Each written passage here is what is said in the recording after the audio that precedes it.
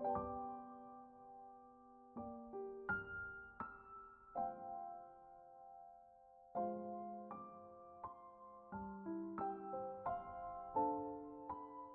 Everyone, welcome back to my channel.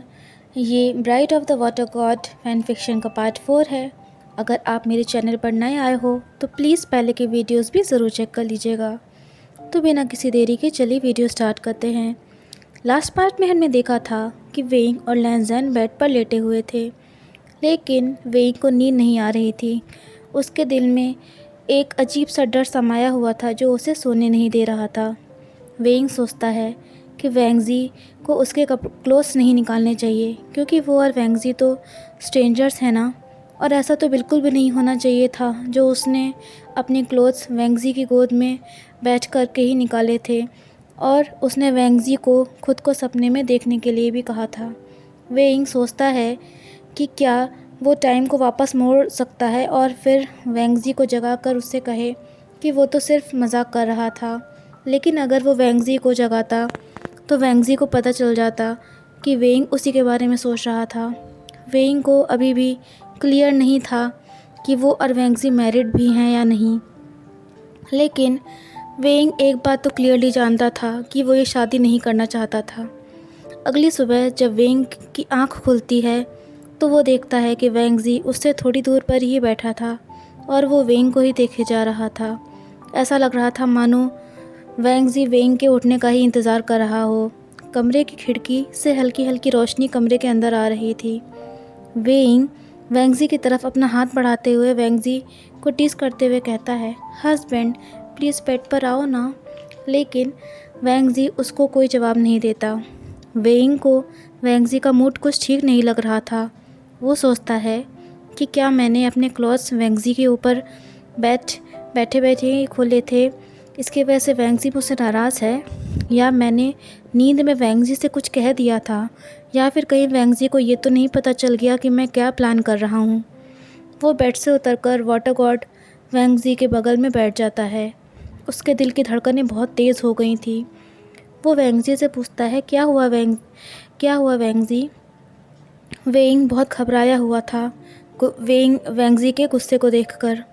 थोड़ी देर बाद वैंगजी weighing से कहता है कि आज भी मेरे पास टाइम नहीं है, मेरे पास बहुत सारा काम है जिसकी वजह से मैं तुम्हारे साथ टाइम नहीं स्पेंड कर पाऊँगा। वैंगजी वेइंग से कहता है कि मुझे पता है कि मैंने तुमसे वादा किया था। उस समय ये सुनकर वेइंग के दिल में अजीब सी हलचल हुई। उसे ये एहसास हुआ कि वो भी वैंगजी के साथ टाइम स्पेंड करना चाह रहा था। फिर भी वो अपनी फीलिंग्स को कंट्रोल करते हुए बोलता है, नहीं वैंगजी, तुम्हारा काम इम्पॉर्टेंट है, उसे कर लो, मैं यहाँ ठीक हूँ। लैंज़ैन बहुत ही उदास और दुखी था क्योंकि वो वेइंग के साथ अपना वादा नहीं पूरा कर पाया। उसे दुखी देखकर वेइंग भी उदास हो जाता है, लेकिन वो अपने चेहरे पर हल्की सी मुस्कान लाते हुए वैंगजी से कहता है, वैंगजी मैं बिल्कुल ठीक हूँ। वो वैंगजी से कहता है कि वो जानता है वैंगजी एक गॉड है और वो ये बात समझता है, लेकिन अगर लैंज़ैन एक गॉड ना होता और वो दोनों, तो फिर वो दोनों कैसे मिलते। ये हम दोनों की लाइफ का एक खूबसूरत सा हिस्सा है। वैंगजी ये सब सुन रहा था। वो हाँ में अपना सर हिलाता है और वेइंग के माथे पर किस करता है। वैंगजी वेइंग से कहता है कि जैसे ही उसका काम ख़त्म होगा वो वेइंग के पास वापस आ जाएगा। वैंगजी जा रहा होता है तो वेइंग उसे बाय करता है। वेइंग सोचने लगता है कि क्या लैंज़ैन उसके उठने का ही इंतज़ार कर रहा था ताकि वो खुद से वेइंग को पूरी बात बता सके। वेइंग के दिल में अजीब सी हलचल थी उन सब बातों को सोचकर जो उसने वैंगजी से एक दिन पहले कही थी। वेइंग के दोस्त, भाई, बहन सब जानते थे कि वेइंग फ्लर्टी नेचर का है, तो फिर लैंज़ैन उसकी बातों में कैसे आ गया, और ये सब चीज़ें अब वेइंग के लिए इतना क्यों मैटर कर रही थी। उसे तो इन सब बातों को मजाक में उड़ा देना चाहिए था। वेइंग खुद को समझाता है कि सब ठीक है। वो सोचता है कि उसे वेंडिंग से बात करने की ज़रूरत है। उसके दिल में बहुत सारे सवाल थे, लेकिन शायद ये सब इसलिए हो रहा था क्योंकि टाइम नहीं था उसके पास। वो अपने माथे को टच करता है जहाँ पर वैंगजी ने किस किया था। उसका दिल और दिमाग हज़ारों सवालों से भर चुका था। वेइंग अपने अंदर उठने वाले इतने सारे इमोशंस को कंट्रोल करने के लिए कुछ देर के लिए शांति से बैठ जाता है। इस सब के बाद भी उसका मन शांत नहीं होता। वेइंग सोचता है कि उसने मुश्किल से कुछ घंटे ही वैंगज़ी के साथ बिताए थे, लेकिन उन कुछ घंटों में ही उसके दिल में वैंगज़ी को अकेला छोड़कर जाने का डर समा गया था। वो वैंगज़ी को छोड़कर नहीं जाना चाहता था। वो इस बात से भी उदास था क्योंकि वैंगज़ी के साथ वो अपना पूरा दिन नहीं बिता पाया, लेकिन वो कुछ देर के लिए सब कुछ भूल जाना चाह रहा था। उस वक्त वो सर्वेंट्स को बुलाता है और उसे ड्रेसअप करने के लिए कहता है।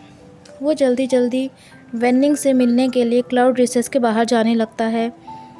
उसे लग रहा था कि शायद वेनिंग उसकी कुछ मदद कर पाए। वो रास्ते में जा ही रहा था तभी दो गॉड्स वेइंग से मिलते हैं, जो उसको उस तरफ जाने के लिए मना करते हैं क्योंकि उधर गॉड ऑफ डेथ रहता था, जो कि बहुत निर्दयी था।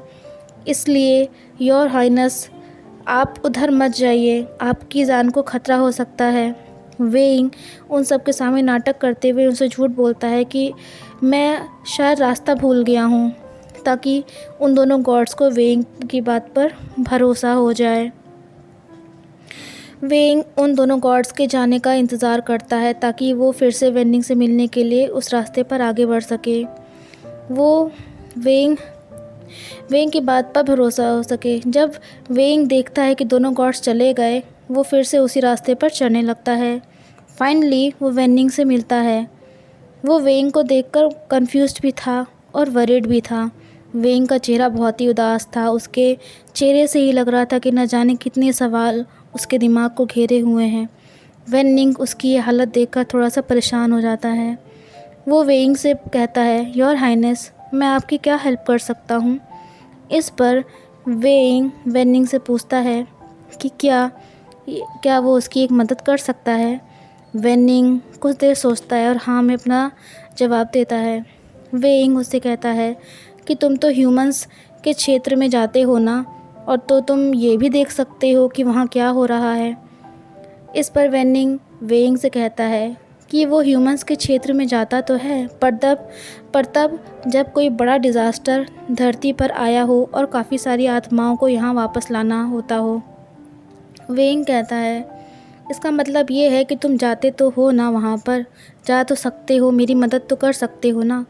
ये सुनकर वेनिंग हाँ में अपना सर हिलाता है।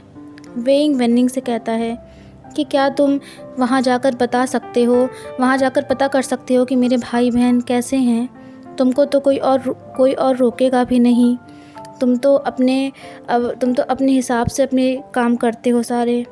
वेनिंग से कहता है कि वो बस ये जानना चाहता है कि उसके भाई बहन सब अच्छे से हैं ना, सब खुश हैं, कोई दुख तो नहीं है ना उनको किसी तरीके से।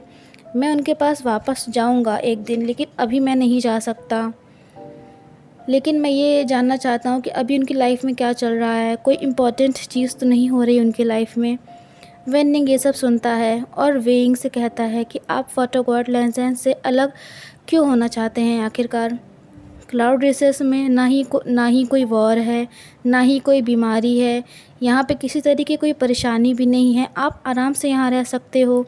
उसी जगह ह्यूमन रियम में ये सब कुछ है। वहाँ पे जाके तो आपको सिर्फ दुख ही दुख मिलेगा। वेइंग ये सब सुनता है और वेनिंग को अपने बगल में बैठने के लिए कहता है। वेनिंग से वो कहता है कि उसने वेनिंग को पहले भी देखा था। वेनिंग ये सब सुनकर आश्चर्यचकित हो जाता है।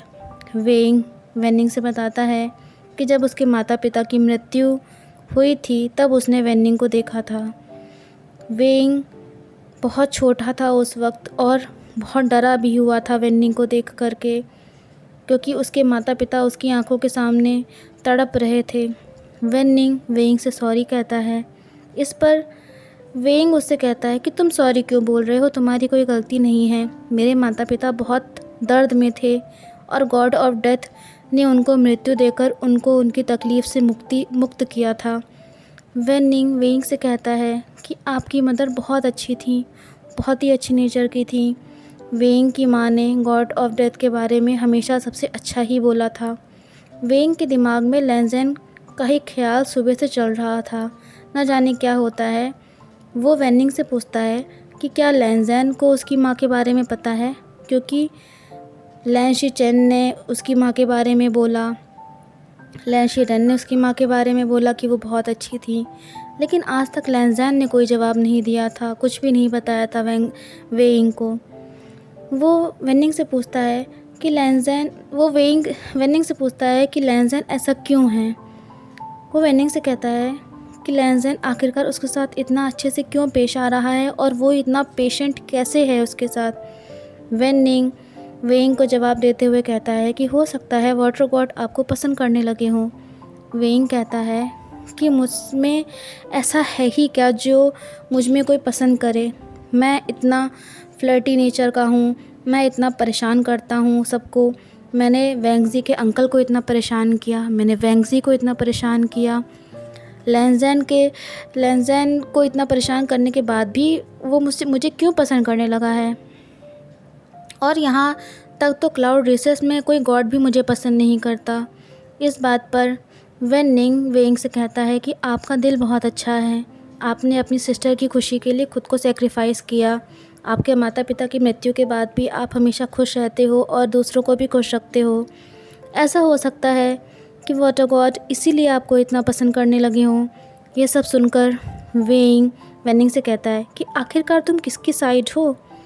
तुम मुझे कोई अच्छा सजेशन दो वरना कुछ भी मत बोलो। पर न जाने क्यों उसके दिल में एक अलग ही खुशी थी ये सोचकर कि उसको भी कोई पसंद कर सकता है। उसके अंदर की सारी कमियों को जानने के बावजूद उसका दिल तेज़ धड़कने लगता है वेंगजी के बारे में सोचते ही। उसने आज से पहले कभी ऐसा नहीं महसूस किया था किसी के लिए। वेंगजी के बारे में सोचते सोचते वेइंग के दिल में न जाने कब उससे मिलने का ख्याल आने लगा था। वेइंग को पता ही नहीं चला। तो फ्रेंड्स, आज का पार्ट आपको कैसा लगा मुझे कमेंट सेक्शन में ज़रूर बताइएगा। अगर वीडियो अच्छा लगा हो तो वीडियो को लाइक, कमेंट एंड शेयर करिएगा और प्लीज़ मेरे चैनल को सब्सक्राइब भी कर लीजिएगा। Thank you for watching the video and please keep supporting.